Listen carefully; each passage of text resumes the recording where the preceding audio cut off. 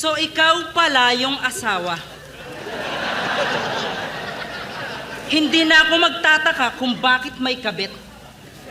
Ganto ba naman itsura, hindi pagpapalit? Ito ay laban sa pagitan ng asawa at kirida. Isang malinis at matino at panirang kontrabida. Basta kabit, masama agad.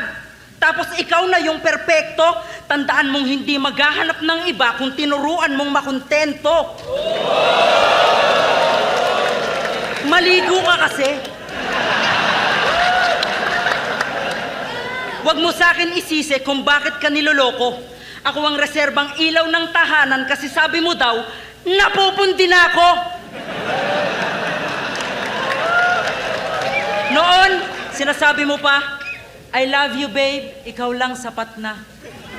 Pero ngayon, putang ina mo, sumusobra ka na.